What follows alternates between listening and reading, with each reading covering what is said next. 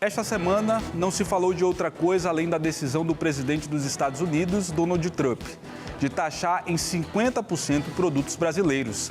Em contrapartida, o presidente Luiz Inácio Lula da Silva afirmou que o Brasil responderá às tarifas com base na Lei de Reciprocidade Econômica, que foi sancionada em abril deste ano. Mas o que isso significa? Quem nos explica agora é o nosso colunista político, o João Tran, está chegando aqui no nosso Aratu 24 Horas. João, bom dia. Muito bom dia, Alex. Muito bom dia a todos que nos acompanham. Pois é, sexta-feira e a gente vem falar aqui de um dos principais assuntos que repercutiram não só nessa semana, mas desde quando Donald Trump assumiu nos Estados Unidos. É o tarifaço, que chegou agora também ao Brasil com a taxa de 50%. Mas o que significa essa tarifa? Isso quer dizer que os produtos brasileiros vão ter maior dificuldade de entrar no mercado estadunidense, ou seja, a gente vai ter mais dificuldade de vender os nossos produtos.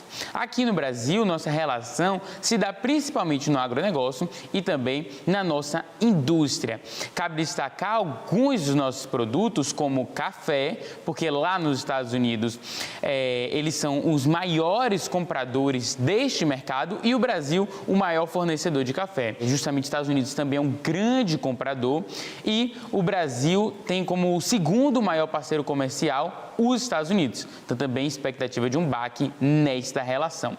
Para fechar, vamos falar de um outro produto mais relacionado aqui com a Bahia. Nós temos principalmente o cacau em 2025, com essa relação bem próxima com os Estados Unidos, mas alguns outros mercados também, como a celulose e a indústria siderúrgica, ou seja, a Bahia também deve sentir efeitos deste tarifaço.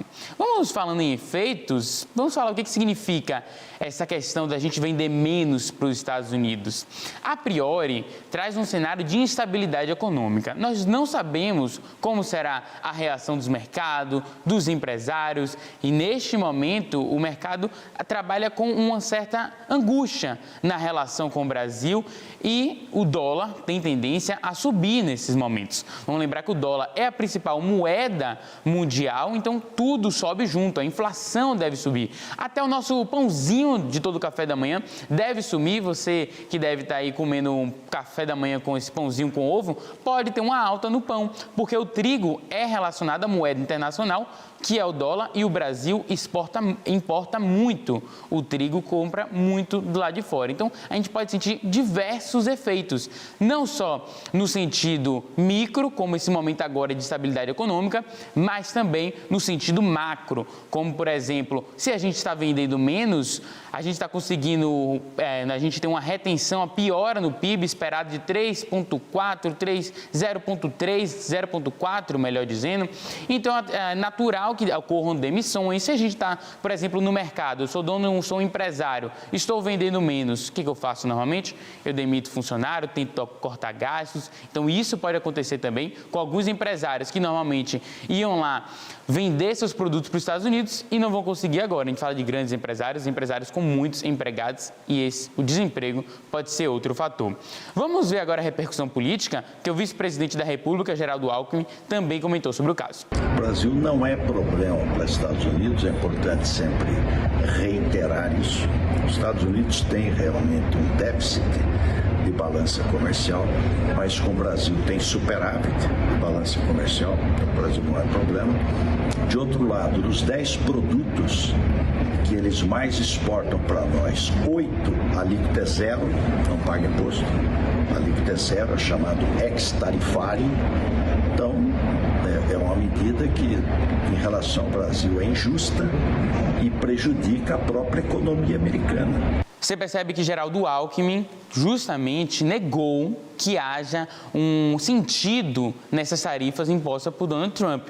Mas a oposição já traz outros fatores, inclusive aqui na Bahia. Conversei com o deputado Manuel Rocha, ele que é presidente da Comissão de Agricultura, e falou justamente que as atitudes do presidente Luiz Inácio Lula da Silva corroboraram para esse processo. Vamos lembrar que Lula enfrentou o Donald Trump quando Donald Trump defendeu o Bolsonaro nos casos judiciais que Bolsonaro enfrenta aqui no STF. Segundo o Donald Trump, Bolsonaro é perseguido aqui no país pela justiça e Lula não gostou dessa afirmação e disse que era para ele cuidar dos problemas dele. Cuidou dos problemas deles, colocou um tarifaço bem alto para o Brasil e agora ele está sofrendo algumas críticas da oposição, não só de deputados baianos, como eu citei Manuel Rocha, Diego Castro, a base da oposição, a base de direita, de extrema direita, mas por todo o país a oposição está usando esse episódio como desgaste político de Lula, principalmente no cenário econômico. A gente vai, claro, acompanhar essa situação, os desdobramentos econômicos também e políticos ainda mais. Eu volto com você.